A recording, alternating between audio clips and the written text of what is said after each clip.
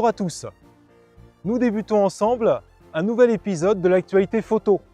Après un mois d'absence, les sujets sont nombreux, côté boîtier, côté objectif et côté accessoires. Alors je vous proposerai 3 épisodes très rapprochés pour aborder chacun de ces thèmes. Aujourd'hui donc, pour commencer, la partie boîtier. Commençons avec Sony qui nous propose un nouvel hybride, l'Alpha 7R3, troisième version donc de ce boîtier haut de gamme, de cet hybride haut de gamme de chez Sony. Un hybride doté d'un capteur de 42 mégapixels comme son prédécesseur le R2, mais qui contrairement à son prédécesseur prend finalement le meilleur presque pourrait-on dire, ou en tout cas un certain nombre d'éléments de son grand frère l'Alpha 9. Comme vous pouvez le voir, les caractéristiques sont très haut de gamme.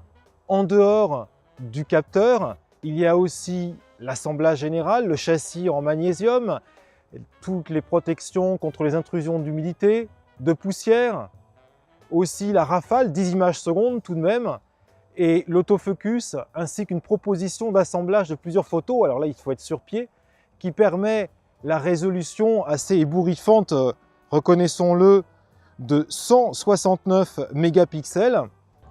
Cette haute résolution intéressera tous ceux qui veulent reproduire des œuvres d'art, faire de la photo de paysage, sous réserve qu'il n'y ait pas de sujet en mouvement en ce paysage, puisque, encore une fois, il faut vraiment que vous ayez une image qui ne bouge pas, sinon vous ne pourrez pas arriver à avoir un bon résultat.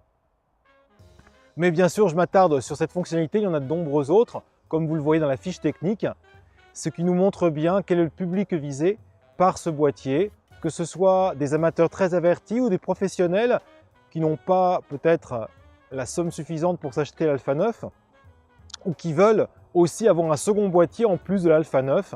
Il intéressera un nombreux public et je pense que tout comme moi, vous attendez avec impatience les tests pour voir si les promesses de la fiche technique sont tenues sur le terrain. Deuxième nouveauté, côté Canon, avec un compact qui cible les amateurs avertis et pourquoi pas certains professionnels. Un compact qui porte bien son nom étant donné ce qu'il embarque comme capteur. Rien de moins que le capteur APS-C 24 mégapixels de la marque, bien connu sur différents boîtiers réflexes, sur plusieurs boîtiers hybrides aussi. Un capteur qui a montré à de multiples reprises sa qualité et ses possibilités. Bien entendu, puisqu'il s'agit d'un compact, l'optique qui vient avec, elle, se veut assez ramassée et donc, si elle couvre une large plage de focale, en tout cas assez intéressante, du 24 au 72 mm, l'ouverture bien sûr de 2.8 est intéressante. En revanche, du côté longue focale, l'ouverture de 5.6 est un peu plus limitée.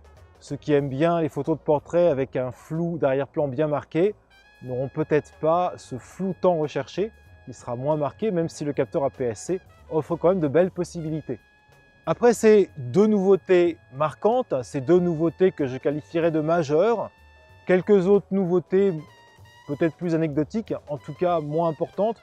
Une première que je qualifierais librement de un peu loufoque, c'est celle de Yashica, qui a commencé par faire naître un peu le buzz sur Internet en annonçant un nouveau boîtier. Yashica, c'est une marque connue dans le monde de l'argentique, qui d'ailleurs s'occupait aussi de la marque Contax, puisque les deux étaient liés. Une autre marque d'ailleurs assez mythique dans le monde de l'argentique. Yashica finalement nous donnait un peu un pétard mouillé, puisqu'il nous propose un compact numérique, le Yashica Y35, un boîtier numérique avec des films argentiques. Ne vous laissez pas berner par le terme film argentique. Pour résumer la chose, c'est tout simplement un compact avec des sortes de petites cartouches qui ont l'apparence d'un film, mais qui servent seulement à reparamétrer le boîtier pour offrir différents rendus d'image. Beaucoup diront que tout simplement il suffit sur son propre boîtier, quel qu'il soit, pour peu qu'il ait des possibilités avancées, de faire les mêmes réglages et on arrive au même résultat. Pour le reste, c'est un boîtier assez ordinaire, bien qu'il ait reçu un bon accueil sur Internet, puisqu'il a été proposé sur les plateformes de financement participatif et qu'il a dépassé le plafond choisi par Yashica. Autre petite nouveauté côté Leica, le Leica Q maintenant en finition argentée. Hormis ce détail, il est identique au modèle précédent, qui bien sûr demeure. Les fêtes de fin d'année approchant, les offres des marques pour tenter les acheteurs se font jour aussi. Et c'est au tour de Fuji de faire une offre pour ces boîtiers hybrides couplés à des optiques, ou bien d'ailleurs des offres aussi ne concernant que les optiques elles-mêmes. Vous avez sous vos yeux le résumé de la proposition. Allez sur le site de Fuji pour les détails exacts et les boîtiers ainsi que les optiques concernés.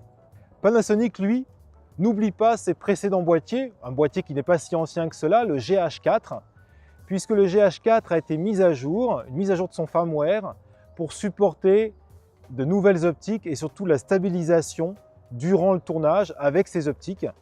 Tous ceux qui possèdent des GH4, n'hésitez pas à faire la mise à jour, qui est assez intéressante. Autre mise à jour, le Sony Alpha 9 dont je parlais tout à l'heure, comme grand frère, si l'on peut dire, du Alpha 7 R3. Cet Alpha 9 donc a une petite mise à jour de son firmware qui offre une meilleure prise en charge des optiques en monture A avec l'adaptateur, ainsi que quelques autres détails que vous avez sous les yeux. Ainsi se terminent les nouveautés du côté des boîtiers. Prochain épisode, nous verrons cette fois-ci une nouveauté du côté des objectifs. Vous verrez qu'il y a de nombreuses propositions là aussi. J'espère que cet épisode vous a plu. N'hésitez pas à mettre un pouce vers le haut pour me soutenir. N'hésitez pas aussi à revenir rapidement puisque l'actualité continue. C'est la prochaine fois, comme je vous l'ai annoncé, nous verrons les objectifs, puis nous verrons les accessoires. À bientôt!